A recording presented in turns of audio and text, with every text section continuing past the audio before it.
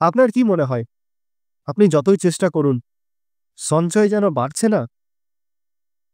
হয়তো আপনার আয় কম বা খরচগুলো কখনোই নিয়ন্ত্রণে আসে না। কিন্তু আপনি কি জানেন?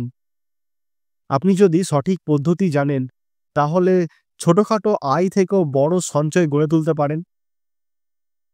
আজকের এই ভিডিওতে আমি এমন ৫টি সিক্রেট কৌশল শেয়ার করব, যা আপনার সঞ্চয়ের হারকে আরো বাড়িয়ে তুলবে। আর যদি এই কৌশলগুলো মিস করেন, হয়তো আপনার ভবিষ্যৎ সুরক্ষা বিপদের মুখে পড়ে যাবে। শুধু ভাবুন, সঞ্চয় করতে না পারলে বয়স বাড়লে কি হবে? শেষমেশ হয়তো আপনার ভবিষ্যৎ বাচ্চাদের কাছেই ধার করতে হবে। সেটা তো আর চাইবো না, তাই না? কলকাতার রিয়া, সে মাসে আয় করে ২০,০০০ টাকা। কিন্তু মাস শেষে তার পকেটে থাকে ৳0। একদিন সে ভাবল, আমি তো কোনোদিনই সঞ্চয় করছি না। তখন সে একটা ছোট্ট কৌশল শিখল, বাজেট বানানো। প্রত্যেক মাসে আপনার আয়ের 50% প্রয়োজনীয় খরচ, 30% আপনার পছন্দের জন্য, আর 20% সরাসরি সঞ্চয়ের জন্য রাখুন। শুনুন, আমি জানি আপনি বলবেন, বাজেটিং তো খুবই বোরিং। কিন্তু বিশ্বাস করুন, বাজেট ছাড়া আপনি টাকা কোথায় যাচ্ছে সেটা আপনি জানতেই পারবেন না। তাই বাজেটিং মানেই সঞ্চয়ের প্রথম ধাপ। আপনি কি জানেন, প্রতিদিনের ছোট ছোট খরচগুলো আপনার সঞ্চয়ের বড় শত্রু। ধরুন, প্রতিদিন ১ কাপ কফি খাচ্ছেন ৫০ টাকার, মাস শেষে দাঁড়াচ্ছে ১৫০০ টাকা। একটা সহজ কৌশল, এই ধরনের খরচের তালিকা বানান। দেখুন কোনগুলো ছাড়া আপনি চলতে পারবেন। একবার চেষ্টা করুন, দেখবেন কত টাকা জমে যাচ্ছে। বিশ্বাস করুন, কফি ছাড়া আপনি মারা যাবেন না, তবে বেশি খরচ করলে আপনার সঞ্চয় ঠিকই মারা যাবে। কল্পনা করুন, আপনি প্রতি মাসে সঞ্চয় করতে চাইলেন, কিন্তু হাতে টাকা থাকলে খরচ হয়ে যায়। তাহলে সমাধান, অটোমেটিক সঞ্চয়। আপনার ব্যাংকে অটো ডেবিট অপশন চালু করুন। মাসের শুরুর দিনেই নির্দিষ্ট পরিমাণে টাকা সরাসরি সঞ্চয় বা ইনভেস্টমেন্ট অ্যাকাউন্টে চলে যাবে।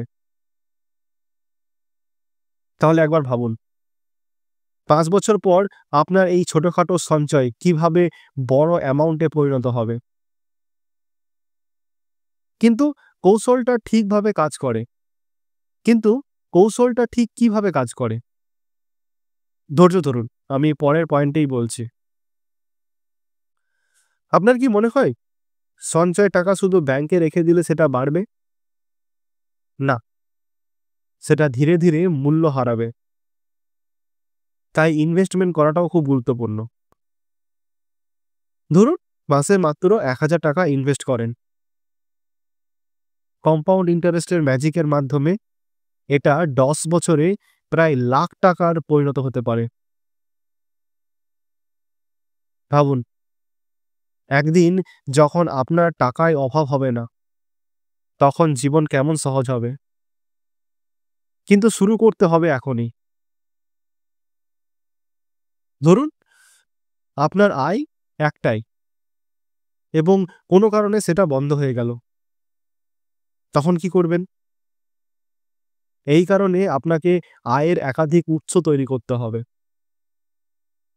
আপনার স্কিল অনুযায়ী একটা ফ্রিল্যান্স কাজ শুরু করুন। অনলাইন কোর্স করুন বা প্যাসিভ ইনকামের জন্য কিছু করতে পারেন। এটা আপনার সঞ্চয় বাড়ানোর সবথেকে দ্রুততম উপায়। তবে হ্যাঁ, সবকিছু একসাথে শুরু করতে গেলে বস হয়ে গেলাম ভাব আসতে পারে। সেটা কিন্তু সামলাতে হবে। দেখুন, সঞ্চয় বাড়ানো কোনো জাদু নয়। এটা আপনার অভ্যাস আর পরিকল্পনার উপর নির্ভর করে। আজকের এই ৫টি কৌশল যদি সঠিকভাবে প্রয়োগ করেন, তাহলে ভবিষ্যতে আপনি নিজের স্বপ্নের জীবন নিজেই তৈরি করতে পারবেন। আর এখন আপনার জন্য একটা বিশেষ ভিডিও রেকমেন্ড করছি। মাত্র ৫,০০০ টাকার এসআইপি দিয়ে ১ কোটি টাকা জমাবেন কিভাবে। আপনার জীবন বদলে দেওয়ার এই কৌশল মিস করবেন না। এখনই ক্লিক করুন। আজ শুরু করুন, কারণ সময় কারোর জন্য অপেক্ষা করে না।